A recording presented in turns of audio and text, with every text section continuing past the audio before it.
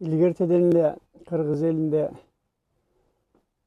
жараткан роологон төөлүк этете дар бар экен да. Ошол өнөр алы кысыл тил дейт. Өнөрлөрдүн улугу, илимдердин улугу, өрнөктөрдүн улугу бул Манас атабыздын ушу улуу дастан экен. Манас Эметей Сейтек кыргыз элинин байыртадан, абалтадан келаткан улуу мурасы.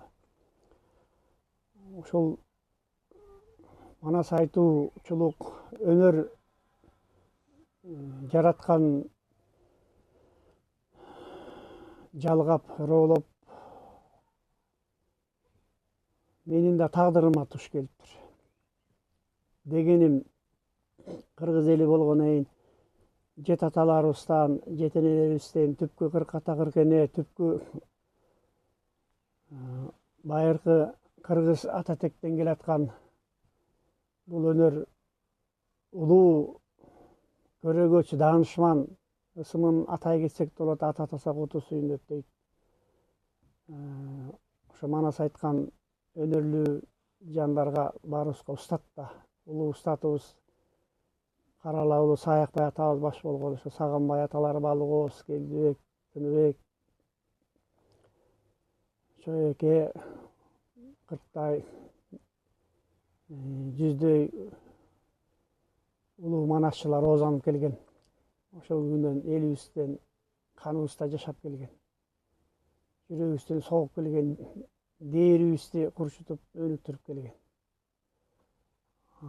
Менин да чоң аталарым, экөө чоң атам сөзүмөрө болуптур дейт, айлапа аксакалдардан суразак. Санжырачы, санжыр айтып, түпкү ата тектерден ошо көсөм, чечен баатырлар өткөн экен. Негизи мага бул манасчылык өнөр жараткандан дарылган кайыбынан берилген. Себеби айлападан, аксакал, көк сакалдардан сураганда, чоң аталардан манасчы атаң, чоң атаң бар деп эч кимсе мындай даана толук айта албады. Эне курсагынан жарык дүйнөгө келгенде эле ошо 6-7 жашымда эле мен кобурап ошо Манас атама айтчым, анан апам саан чогулуп баягы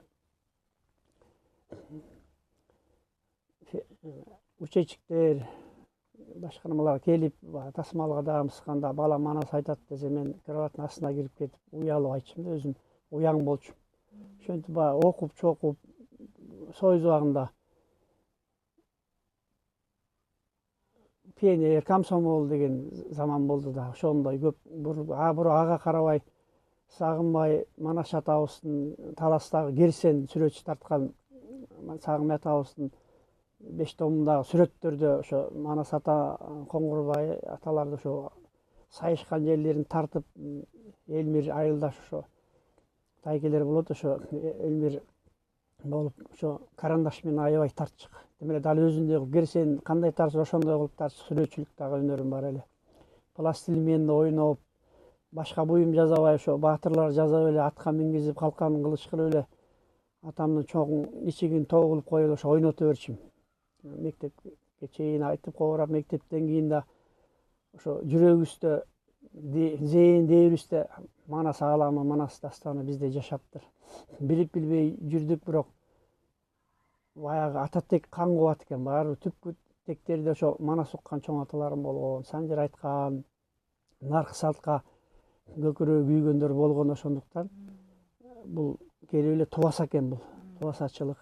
Ал эми аян түшүмдө Манас аталар, ошо Манас ата, Каникей эне, Бакай ата түшүмдө кирип, Каникей эне жол берип, жарыктык атабыз Манас бул бата тартпайт экен, бул назар гана салат. Ар кимди карай берген киши эмес экен. Сөөлөткүтүп, жалаң көндү тиктейт экен. Эч жакты карабайт экен. Ал кишинин сулуулугун сүрөттөй албайм. Ушунчалык жарыктык, жараткан роологон кишинин сулуусу, нурдуусу, ички дүйнөсү ааламдан кең экен. Эми айбаты сүйрүн айтпа, ал кишини тиктеп тура албайт экенбиз. Бир караганда эле жер карап, ушундай жер көчүп кеткендей болуп, ал киши назар салат экен. Айбатынан жан чыгат дегендей. Анан аскердик кызматка кетип калдык, ал жактан келдик. Анда деле мен толук түшүнө албайм да, баягы өзүм өнөрүм эмне экенин деле түшүнө алган жокмун. Анан армиядан келгенден кийин анан дагы кызыгуулар башталды. Атабыз манас болгон. Анан оозума келгенде айтып жүрдүм. 40 жашымда ачылдым десем жаңылышпайм да. Айрымдарга 30 жашында, айрымдарга 40 Сопоолий атабыз 50 жашында өзү олий болсо да манас айткан киши болгон экен. Сопоолий атабыз 50 ар кимге ар кандай абалда келет экен. Анан мага ошо 40 жашымда атабыз манастын ааламына чын дили менен кирише баштадым. Эрк пайда болуп, турмуш менен алып урушуп, турмушту кечип кеттим десем жаңылышпайм. Менин кызыгуум, арбалуум баардыгы ал убакта жаңыдан өзүбүзчө эгемендүүлүк болуп, элдер жер алышып, үй салышып, ушундай болуп аткан кезде мен улуу тоолордо күндү тосуп, үңкүрлөрдө куржун китептерди алып, көзүмөн жашымды төгүп, ушу Саякбай атанын китебин бир сире окуп чыктым. Жаттайын дедим, бирок эските туудан жатташ кыйын экен. Анан ошо окуялар келет, ошо келгенде, оозума келгенде айтам, негизи мендеги өнөр бул тубасачылык. Анан ошол ата-энем дагы ошол убагында сагын-саап баягы бизди багып мээрим төбөздөп жүрүп, мындай аларга деле ошондой улуу устаттарга бериш керек экен да, манасчылар. Ана Саякбай атабыз, Чоек аталар ээрчиген, айлап жылдап уккан, бирок алар абдан куйма кулак болуп, көкүрөгүнө түйүп, алар аркасынан жүрүп жазып жаттаган эмес да. Ошо уккан жерде уккандай гана айт десе, алар айткандан кийин алар улап кетишкен. Анан мага ушул Манас атанын күнбөсүнөн ошо 20 жыл мурун катуу ооруп, өзүмдү түшүнө албай, көзү ушул өнөр бул кут экен да, өнөр бул ушунчалык нур экен, ошо касиет деген касиет менен ойной албайт экенбиз. Ал убакта ошо устаттар жанагынтип жетектесе жакшы болмок экен. Анан ошо кылычтын кырында тагдырым ошого туш келгенде, анан ошо Кудай буйруп, Анарбек деген таластык бир манас айткан агабыз бар. Анарбек Кара Торсунан келген, ошо Анарбек агабыз 7 күн Манас атанын күнбөсүнөн ошо жерде мага манас айтып, жол көрсөтүп, себепкер болуп кетти да. Ай, сен манас айтат экенсиң, оозуңда бар экен, айт, кана мен айткандан кийин ээрчийсиң дейт. Ал айткандан кийин ээрчие албайм, эмне айтам дейм. Анан көрсө, ал 7 күн айтып кеткенден кийин мага сиңиптир да. Ал кеткенен мен 7 күн эмнени сайраганымды билбейм. 7 күн Манас атанын оозанып сайрап чыктым. Ошол убакта ошо жастырып калуу деле болбоптур. Ал мага 7 күн айтты. Анан ошондо 3-күнү күнү айтып атканда Манас атадан 6 айдан төрөлүп, жана чоң ойбонекеге чыгып, баягы баралына келип, жанар нуру касиет ашып ташканда Бейжиңге аты угулуп, ага чейин эле Бейжиңдин бичик китебине жазылып калган ааламга Манас келип, Бейжиңде алаарын, акыйкат жолду салаарын. Анан ошо Эсенкан окуяны өзүм ооруп, жан дүйнөм жартыга бөлүнүп, жүрөгүм жараланып жатса дагы жашоодон асап чегип, кеним өнөр жолуна түшө албай атыптыр. Анан ошондо Анарбек байкем 7 күн манас айтып, 3-күндө күндө Эсенкан жолойду жиберип, менин аскери менен. 6 айда манас чын эле бар экен. Менин көз ачык олияларым жакшылап текшербей калп айткан экен, манас жок деп. Барып, алың жетсе байлап кел, алың жетсе байлап кел, же жайлап кел деп баягы алып жолойду менин асы менен жөнөтөт. Кутана алып, камана алып дегендер келет. Алардын үшкүргөндө таноолорунан чыккан бууларында айыл туман болуп кетет. Жанагындай алыптар экен да, демирди ийип сындырган, керикларын жылдырган. Ошондо Каманалттын башын кесип алган жерин эстеп калдым окуяда. Аны уктап атсам эле Манас атабыз түшүбүзгө кирип, алып кичекенен соо туулгасы менен алыстан көрүндү, кара мурт, чачы толкун кара чач. Балам, сен азыр кыйналып турасың, мага менин арбагым арнап төлөбөт көңүлүңгө малың да жок. Мына каман алып сен үчүн садага чаптым дейт. Мен ойгоно калып, Анарбек байке, ушундай адамды курмандыкка чалабыз, менден мунун табышмактуу экен. Бул өтө табышмактуу Манас атаң сыр көрсөтүптүр. Ошондо мен жашоодон өзүмдү жеңе албай, жолумду таба албай, менин көкүрөгүмө бээжалдар кирип кеткен экен. Азыр түшүнүп атам да. Акажал башка болот, бээжалдар башка болот. Ошону кан чыгарып, ошолордун жанын тияка өткөрүп, атабыз Манас мени алып калган. Ошо эсимде да, ошо Анарбек байке сүрөп кеткен. Ошондон кийин Обузга келгенде айтып, эл аралап, мамлекеттик илимий тарыхый маданий жыйындары дагы манасчылар менен кошулуп, атабыз Манасты айтып жүрөбүз. Ыраазычылык. Эми ушул чынында эле Манас дүйнөсүнө келгенден кийинки ошол мисалы айтат го, Манас айтылган жерде чоң тазалануу болот депчи. Анан эми ошо сиз дагы Манас айтылган жерде бир кандайдыр бир жакшылыктар болдубу, ушулар жөнүндө да айтсаңыз. Мисалы ошолор эми эсте калат да, кээ окуялар болуп кетет, кээ адамдар өзгөрөт. Биз эми ошол Манас ааламын элге жайылтып атканда, демек бул Манастын аруу нур эл экенин, ошол элибиз ошол аруулукка үндөп атканыбызды билишибиз керек да.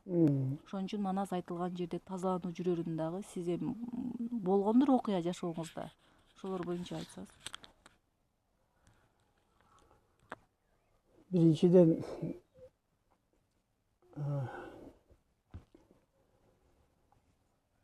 Манас айтыларда бардык манасчылар да сезет ошону. Биз алгач ооруйбуз. Оору деген баш оору, бут оору эмес. Бул мындай ден соолуктун оорусу эмес. Бул жандуу дарт деп коет. Анткени оболку манасчылардан келаткан бул ошондой улуу жүк экен да, элибиз үчүн, эгемен кыргыз дөөлөтүбүз үчүн, мекенибиз үчүн ошону кут кылып уютуп, ошо өзүң айткандай Манас айтылган жерде эл жер тазарган, каганатыбыз гүлдөгөн. Анан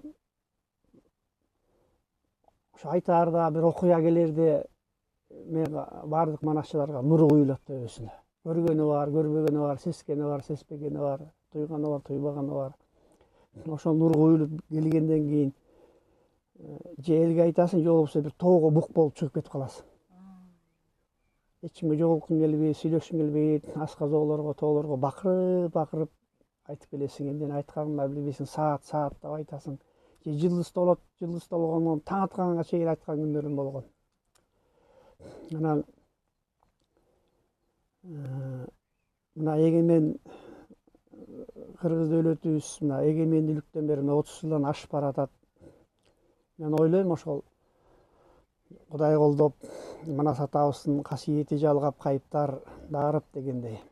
Ошо улуу манасчылардан уланып келаткан азыркы тирүү Манас айткан манасчылар Манасты айтып жүргөндүгү үчүн эгемендүүлүгүбүздү, жана өзүң айткан эл жердин тазалануусун ушу деп билем. Эгемендүүлүгүбүз согушу жок өзүбүзгө келди. Мына 15 республика тараганда илгертикеден тарыхта жөн тарабайт да, согуш менен тарайт, түшүнө албай кыргын менен тарайт, жер талашат, бийлик талашат. Биздин чек арага биздин тоолор жерлер өтүп кетти дейт. Бул биринчилерден Кудай өзү колдоду, экинчиден ошо кайып касиеттер дарып, манасчылар Манас айтып жүргөндүктөн эгемендүүлүгүбүз ак жолтой болуп бизге уруш талашы жок тынчтык менен тийди. Мен ушуну ойлойм, элдин жердин жаңыруусу, нурдануусу, тазаруусу. Андан кийин мына өсүп өнүп келатабыз, асманыбыз ачык. Кудай жалгап биздин асманга бомба түшүп, мынтип кыйрап, Афганды көрүп атабыз, Иракты көрүп, башка жакты көрүп атабыз. Жок, биздин ала тоо мекенибиз чындап келсе, жаза келсе Россияга жайылып калат. Биз тоолуу мекенбиз да. Анан элибиз ошо мамлекетибиз, мекенибиз гүлдөп, бара мындай бардык жагынан өнүп өсүп бараткандык, бул ошол бири миңге миңи түмөнгө дейт, тазаланып жүрүп атат деп ойлойм да. Анан жеке өзүмен алсам, мурун мен ошол мындай ачыла албай эле дей беришим да көкүрөгүмөн. Анан ошо жанагы пандемия оорусу келгенде мен адырашман уругун чай кылып ичтим. Ошондо көкүрөгүмдөгү тамырларым ишкерип кетти да. Ошону ичкенен жакшы айта баштадым. Эл да баалай баштады. Анан канчалык эмгек кылып атабыз Манас айткан сайын эл сынчыды, эл акылман. Минтип айтып калыпсың, өсүп баратыпсың деген сөздөрдү угуп баратам. Анан мурун мен ошол көпчүлүк жерде кишилер менен келише албай калчумун. Анан көбүнчө таарынып, ошолордон да көрүп калчумун. Неге мамилебиз мындай болбой калды депчи. Көрсөм мен ошо өнөрдү мен өркүндөтпөй жатып турам.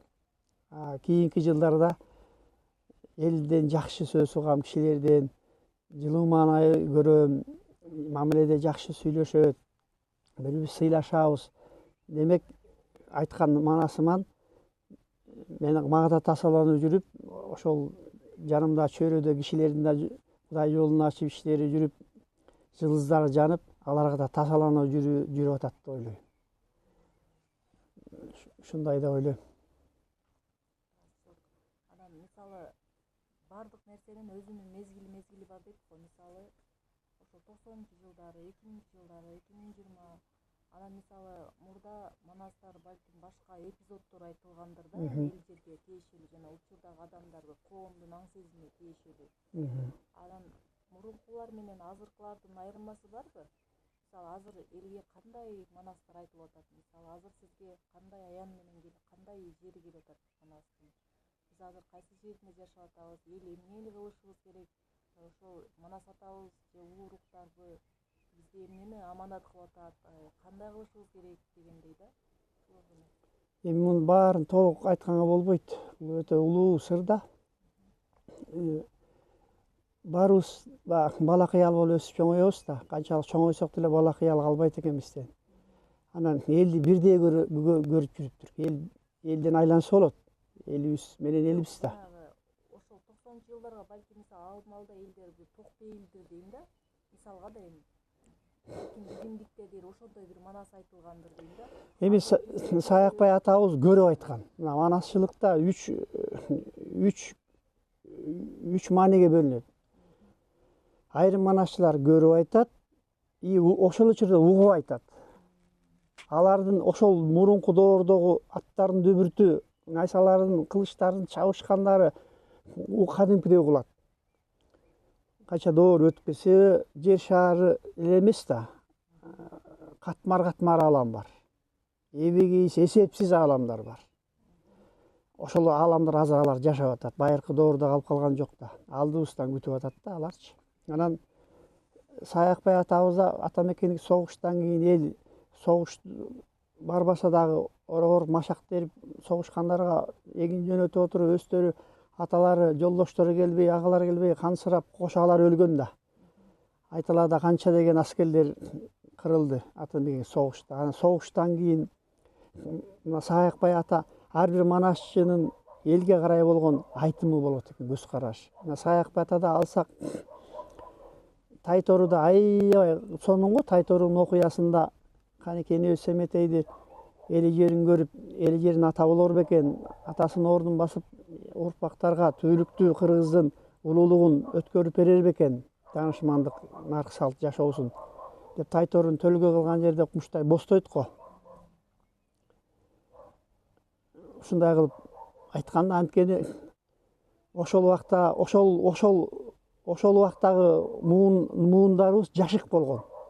Аябай азыр укканда көп ыйлабайт. Окуяга кирип, ыйлаган жерден ыйлап, кубанган жерден кубанып, биз жашоого калбай калдык. Себеби бизде азыр интернет сотко чыгып кетип, бизде мындай жараткан менен, күн менен, аба, чамал бетибизден уруп кетеби, жамгырдын жытыгы кандай, боз үйдө жашабай калдык, тамташ катуу нерселерге кабат жыш үйлөргө толгондо, дээ сезим Кудай менен болгон, ааламдар менен болгон такыр жоголот, алыстап кетет да. Анан эми Саякбай ата Манас атаны өлтүрүп, кадимкидей киши кылып,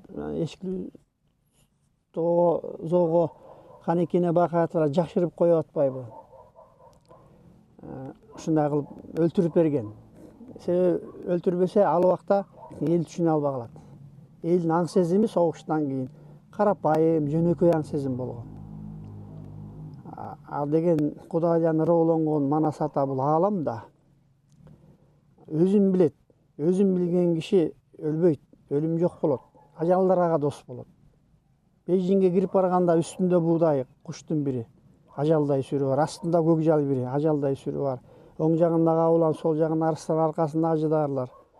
Булар бүтүнөй жанагы айбанаттардын пирлери коштоп барган. Ошондой ажалдардын арасында жүргөн кишинин эле сүрү ажалдан дагы сүрдүү болуп атпайбы.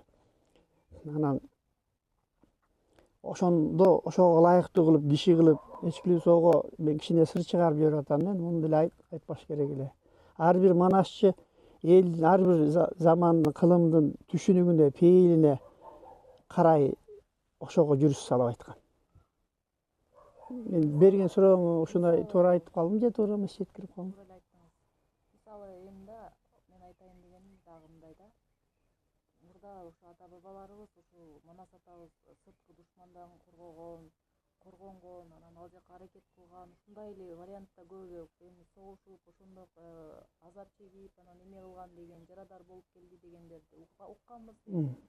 Эми биз азыр ошондой вариантта эмес, азыр мисалы алар өзү ичара мисалы Манас атабыз мисалы кандай дос күткөн, кандай жар күткөн, кандай энелерибиз мындай бири-бирине мээримдүү болгон, мисалы энелерибиз ушундай бири-бирин мындай сыйлап, урматтап, мындай ошондой бир жөнөкөй үй бүлөлүк нерсеге келтире турган жерлерин, эпизоддорун көбүрөөк айтсакпы дейм да. Азыркы учурда бизге ушул нерсе жетпей аткандай да.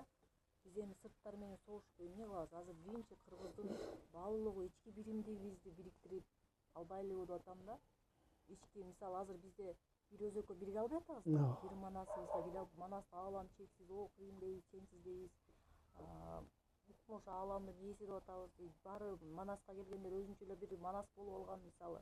А бирок элементарный жөнөкөй болуп ошол Манас атабыздын доорундагыдай жанагы бир муштумга бириге албай атабыз.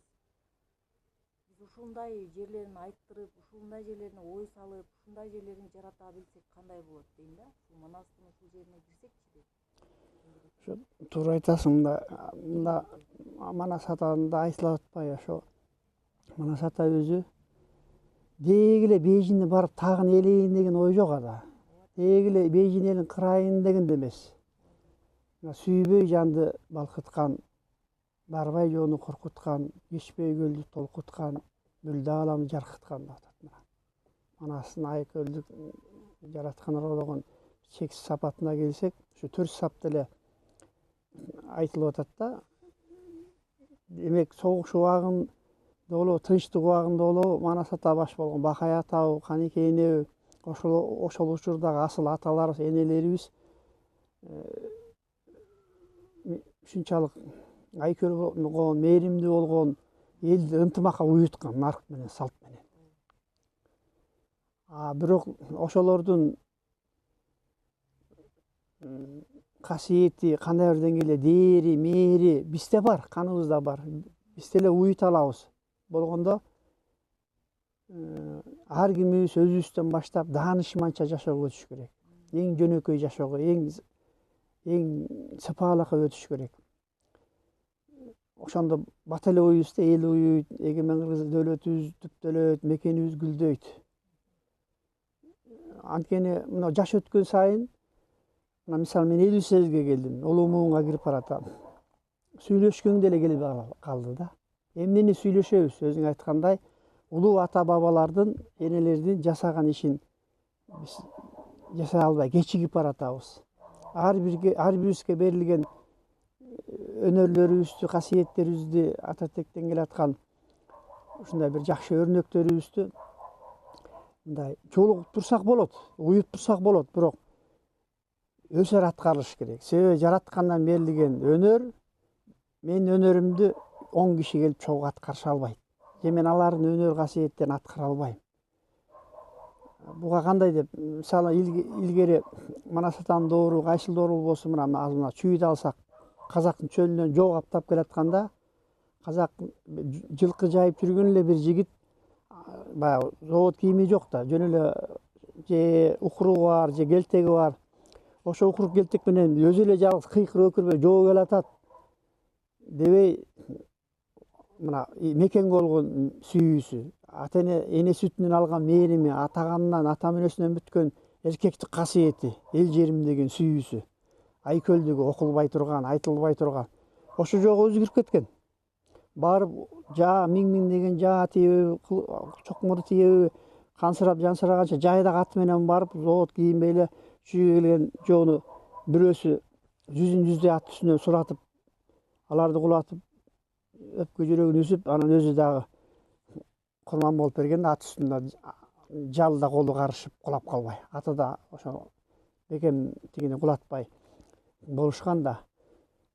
Тиги жети дубанга кыйкырып жоо келатат, кокуй талас тургула, кокуй нарын тургула деген эмес. Ар ким өзүнүн жараткан ыроологон, ошо ата теген этектен келаткан өнөрү дейбиз, баатырлыгы, сүйүүсү, мээрими, мындай кыргызда ушундай экен, мындай сырттандар бар да, көк жалдарында кайта өзү эле көп кишини аралашкан учурда да чогуу чара кылса болот, бирок көп учурда канча кылымдар болбосун, кыргыздын кызы болобу, эркеги болобу аткара салган, өзү эле аткарып берген.